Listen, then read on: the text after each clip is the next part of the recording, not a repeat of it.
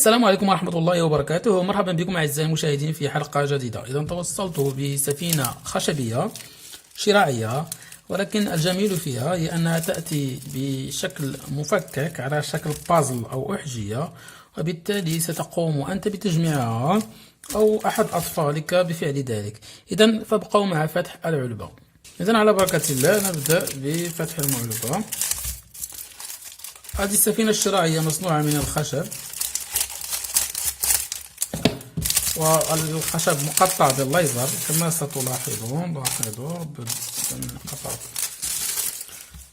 إذن أولا لدينا كتيب التعليمات وهو صيني إنجليزي، لاحظوا بعض الصور للسفينة وطريقة تركيبها. ثم لدينا قطع الخشب، لاحظوا الأولى والثانية والثالثة، ثم سأقربها لتراها. الأولى الثانية. إذا هذه القطع مقطعة بالليزر، إذا هي عبارة عن أحجية يجب أن أقوم بترتيبها وتركيبها حتى أحصل على السفينة الموجودة في الصورة هنا. وهذه السفينة. إذا ربما الفيديو سيكون طويل جدا لأن الأمر سيستغرق وقتا، لهذا سأقوم بتسريع الفيديو، فابقوا معنا.